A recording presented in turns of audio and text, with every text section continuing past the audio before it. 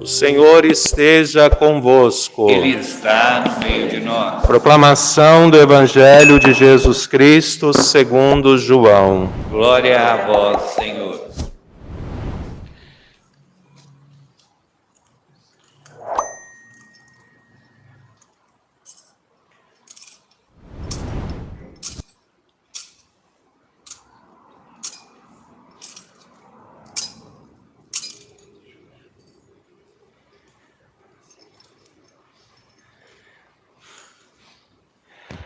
Naquele tempo, muitos dos discípulos de Jesus que o escutaram disseram: esta palavra é dura, quem consegue escutá-la? Sabendo que seus discípulos estavam murmurando por causa disso mesmo, Jesus perguntou: isto vos escandaliza? E quando vedes o Filho do Homem subindo para onde estava antes? O Espírito é que dá vida, a carne não adianta nada. As palavras que vos falei são Espírito e vida. Mas entre vós há alguns que não creem. Jesus sabia desde o início quem eram os que não tinham fé e quem havia de entregá-lo. E acrescentou: é por isso que vos disse: ninguém pode vir a mim a não ser que lhe seja concedido pelo Pai.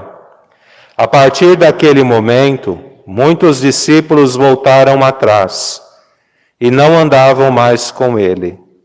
Então Jesus disse aos 12: vós também vos quereis ir embora? Simão Pedro respondeu: a quem iremos, Senhor? Tu tens palavras de vida eterna. Nós cremos firmemente e reconhecemos que Tu és o Santo de Deus. Palavra da salvação. Que as palavras do Santo Evangelho perdoem os nossos pecados. Podemos sentar?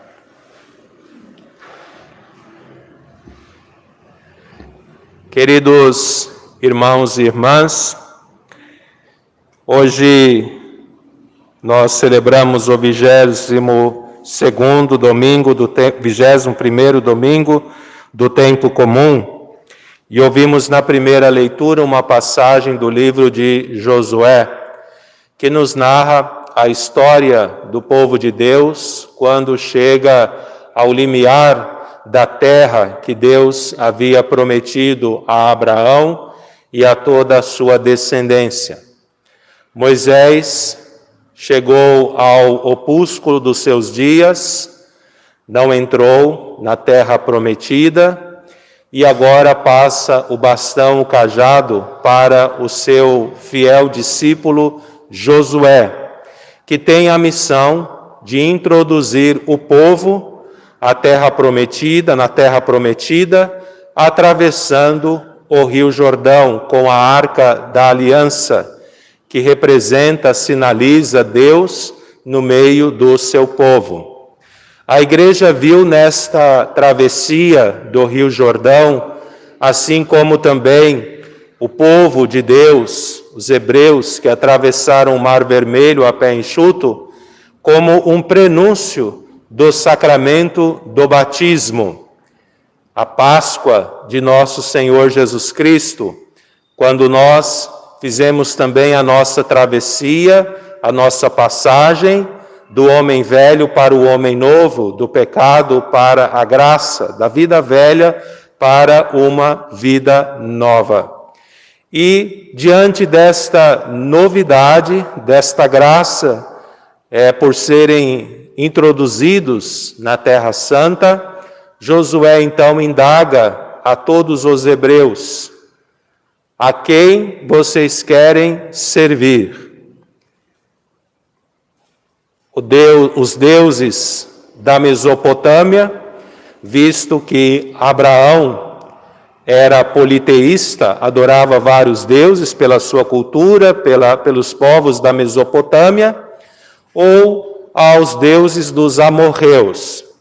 E o povo de Deus, então, reafirma a sua fidelidade, o seu assentimento à aliança com Deus. E renova, assim, o pacto, o contrato, a palavra que fez com Deus. Assim como Moisés, que no Monte Sinai celebra com Deus esta aliança: eu serei o vosso Deus, diz o Senhor, e vocês serão o meu povo. Agora Josué, então, renova esta mesma aliança com o povo de Deus. O Evangelho de hoje, queridos irmãos, concluímos esta caminhada que iniciamos há 5 domingos. 5 domingos que nós estamos refletindo sobre o capítulo 6 do Evangelho de São João, e que nos fala, nos apresenta uma catequese sobre o pão da vida. Há 5 domingos, nosso Senhor havia multiplicado 5 pães e 2 peixes, e deu de comer a mais de 5.000 pessoas. Elas ficaram entusiasmadas e queriam fazer do Senhor o seu rei, mas não porque entenderam o sinal, o milagre realizado pelo Senhor, mas porque ficaram satisfeitas, porque ficaram com o estômago cheio. Então, quando o Senhor percebe que a multidão deseja fazê-lo rei, ele se afasta, ele se oculta e vai para o outro lado, para a outra margem do lago de Tiberíades, vai para a região de Cafarnaum. Não demorou muito para que as pessoas descobrissem onde o Senhor estava e acorreram ao Senhor. E este então faz esta exortação.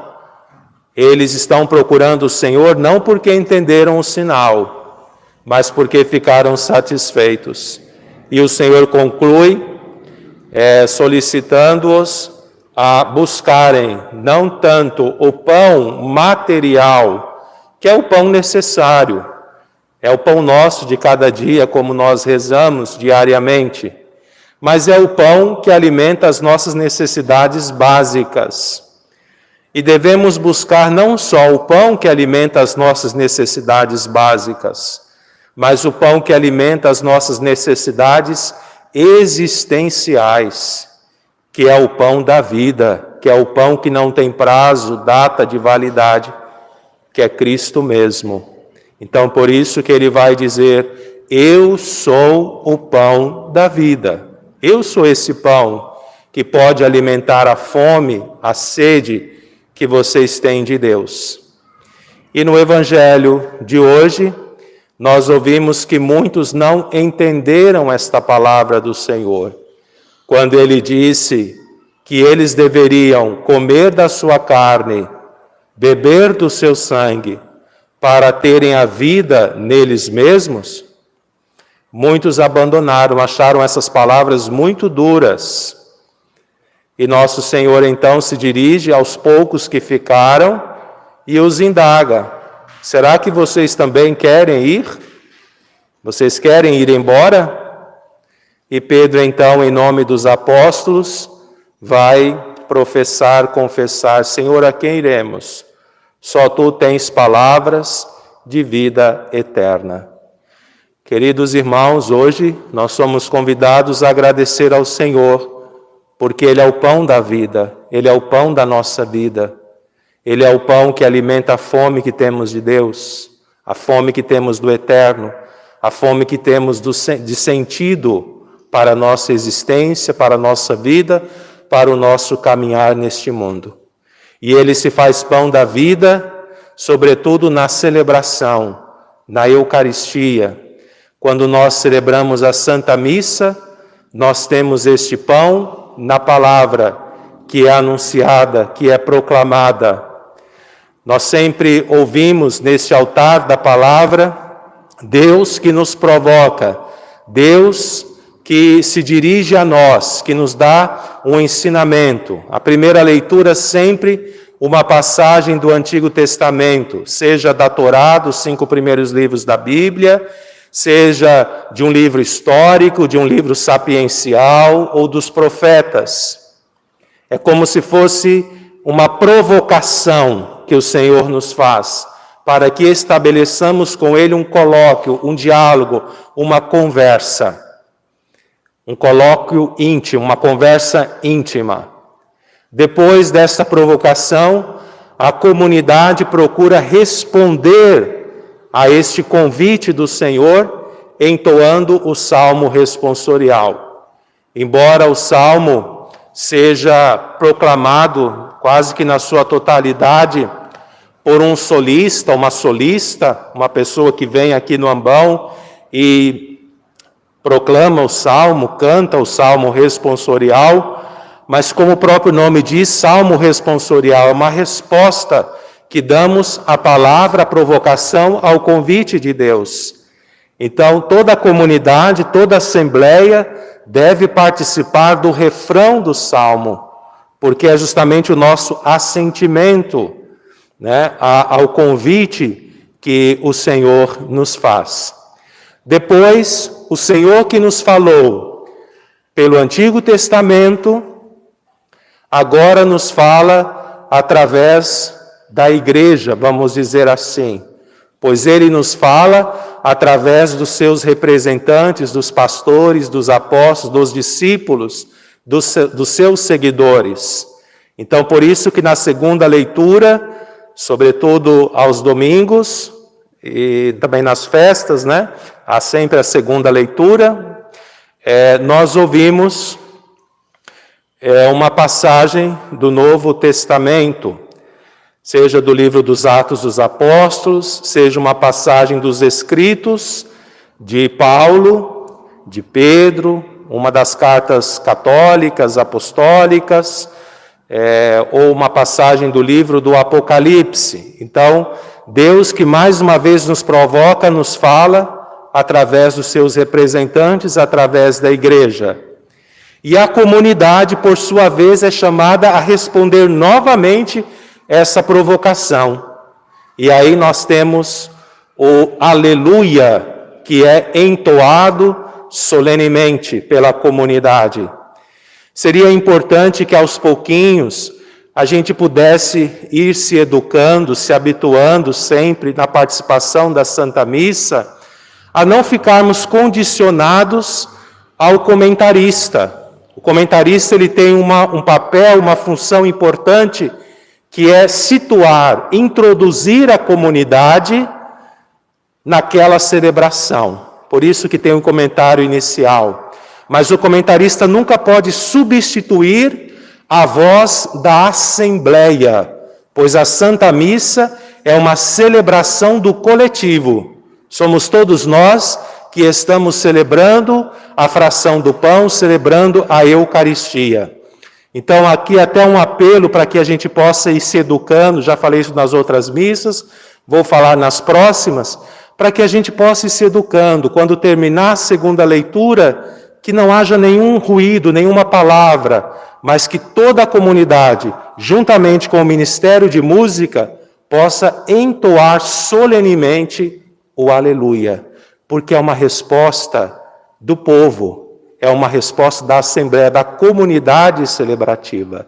Então é importante que nós também participemos deste momento da aclamação do Evangelho, que significa aleluia, significa alegrai-vos. Por que nós estamos nos alegrando? Porque o Senhor que falou através do Antigo Testamento, a comunidade respondeu com o Salmo. O Senhor que nos falou pelos seus pastores, através de uma passagem do Novo Testamento, a comunidade responde com o grande aleluia, o aleluia solene. Agora é o próprio Senhor quem vai nos falar. Por isso que o sacerdote diz, Evangelho de nosso Senhor Jesus Cristo, porque é o próprio Cristo quem vai falar aos nossos corações. Então, quando tem o diácono então anuncia, proclama o Evangelho do Senhor, porque é o próprio Cristo, o Pantocrato, o mestre, aquele que anuncia, o mensageiro da Boa Nova, o próprio Evangelho, né? Aquele que nos traz a boa nova, vem falar aos nossos corações. E esse momento da liturgia da palavra é concluído através da reflexão, da homilia que o sacerdote faz, que o presidente da Assembleia, que o presidente da Santa Missa faz. O que é a homilia? Não é uma aula de dogmática, uma aula de teologia, não é simplesmente uma catequese, embora também possa se fazer uma pequena catequese, mas é uma conversa familiar. Uma conversa familiar. Assim como o povo do Antigo Testamento, os filhos se reuniam em volta do pai para ouvir a palavra de Deus, para ouvir o ensinamento de Deus, na homilia também. O sacerdote ele é como que o pai de família que fala àquela comunidade, que ilumina, que orienta, que traduz, interpreta as Sagradas Escrituras para a vivência, para a vida prática, objetiva daquela comunidade, daquela assembleia ali reunida. Então o Senhor se faz, queridos irmãos, o pão da vida, na celebração da Santa Missa, através da palavra que é pregada, que é anunciada, e depois este mesmo pão da vida se faz carne na Eucaristia, quando o sacerdote faz a invocação do Espírito Santo, que nós chamamos a epiclese, a vinda do Espírito Santo, né, sobre as oblatas, as oferendas do pão e do vinho, transformando-as no corpo e sangue, alma e divindade de Cristo Jesus. A segunda leitura de hoje, São Paulo, na sua carta aos Efésios, ele nos lembra que o matrimônio natural, a união do homem e da mulher, foi elevada à dignidade de sacramento.